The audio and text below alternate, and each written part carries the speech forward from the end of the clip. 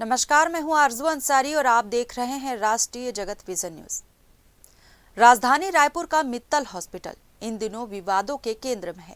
सुपारी killing, Ayushman card घोटाले और अब नए खुलासों ने इस निजी अस्पताल की कार्यप्रणाली पर गंभीर सवाल खड़े कर दिए हैं।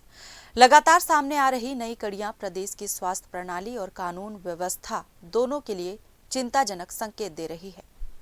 ताजा मामले में न्यू राजेंद्र नगर थाना पुलिस ने सुपारी किलिंग प्रकरण से जुड़े तीसरे आरोपी को हिरासत में लिया है।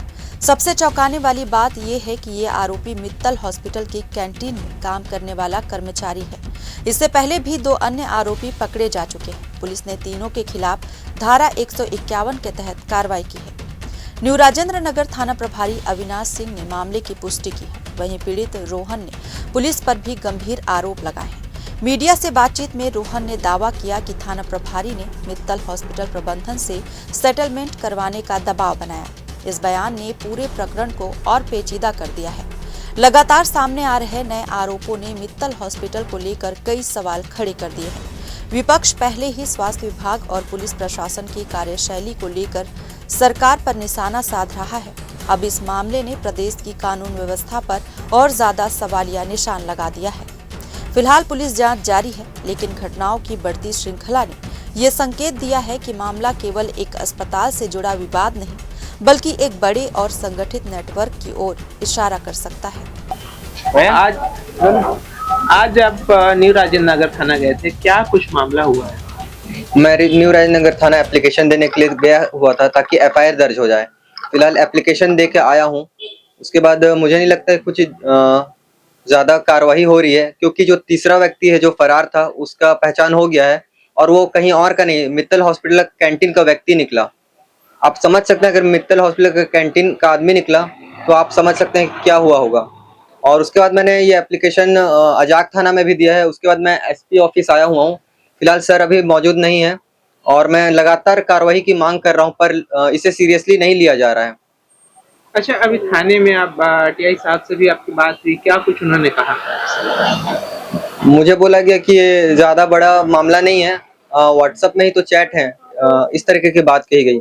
और मित्तल से मेरा बात हो गया है, तुम बात कर लेना, इस तरीके की बात मुझे कही गई। आपसे मित्तल से बात करने के लिए आपको कहा गया? जी। अभी आगे आप क्या चाह रहे हैं? मैं एफआईआर दर्ज हो जाए यही चाह रहा हूँ, क्योंकि वो जो है सीधा लिंक तो खुल ही चुका है, मित्तल हॉस्पिटल का ही आदमी था बोल के। अच्छा, कहीं ना कहीं ये लग रहा है कि आपकी जान को खतरा है? हाँ, मेरी जान को खतरा है, क्योंकि उन्होंने सिर्फ मुझे अपहरण करने की साजिश से ही वो लोग आए हुए थे और पकड़े जाने के बाद भी इसके आगे की कार्रवाई नहीं हो पा रही है। तो आप समझ सकते हो मतलब क्या स्थिति चल रहा है यहाँ। ठीक है सर, कल 3 लोग पकड़ाए हैं। आरोप लगा है कि वो एक व्यक्ति का स्टॉक कर रहे थे, स्टॉकिंग कर रहे थे और वो व्यक्ति मित्तल हॉस्पिटल से जुड़ा। क्या कुछ मामला है? ये मामला देखिए, प्रार्थी इसमें रोहन सिंह मरावी है। 10 तारीख को शाम को ये राजेंद्र नगर एरिया में घूम रहा था, तब इसको एक फोन कॉल आया। उसमें उसने बताया कि मैं डिलीवरी बॉय बोल रहा हूँ, आपको आपका लोकेशन बताइए, आपका कुछ सामान आया है देने के लिए।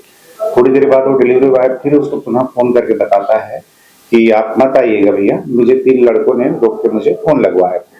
उसके बाद जब प्रार्थी आवेदन देता है, उस पर अपन सीसीटीवी फुटेज और बाकी चीजों पर अध्ययन करते हैं तो 3 व्यक्तियों का नाम आता है, अजहर अली, जुनैद इस्लाम और रियाजुद्दीन खान। तीनों को थाना तलब करके पूछताछ किया गया और कड़ाई से पूछताछ किया गया। इनका मोबाइल चेक किया गया तो रियाजुद्दीन खान ने जुनैद को नूपुर और रामनाथ नागेश्वरी का मोबाइल नंबर दिया था एड्रेस पता करने के लिए। और ये जो है रियाजुद्दीन खान है, मित्तल हॉस्पिटल में कैंटीन चलाता है। और चूंकि ये प्रार्थी का मित्तल हॉस्पिटल से पुराना कुछ मैटर है, आयुष्मान कार्ड और इलाज संबंधी वो विवाद चल रहा है, तो इस पे गंभीरता से लेते हुए तीनों को लाया गया है और तीनों को बैठा के अभी प्रतिबंधात्मक कार्रवाई की जा रही है। फिलहाल किन धाराओं के तहत जो है कार्रवाई हो रही है? इनको 151 के तहत इनको प्रतिबंधात्मक करके अपन भेजेंगे अभी। और कुछ? अच्छा, इसमें एक चीज और थी कि ये जो लड़के थे उनमें से जो अजहर अली था वो बोल रहा था कि मैं बजाज फाइनेंस में काम करता हूँ, कर्मचारी हूँ, कलेक्शन का काम करता हूँ। उस क्रेडिट से भी जुड़ते हुए कोई जांच हुई है क्या?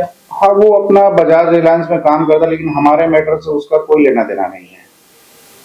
फिलहाल इस खबर में बस इतना ही। देश प्रदेश की खबरों से अपडेटेड रहने के लिए हमारे चैनल को सब्सक्राइब करें और नए खबरों के नोटिफिकेशन के लिए बेल आइकॉन जरूर दबाएं। नमस्कार।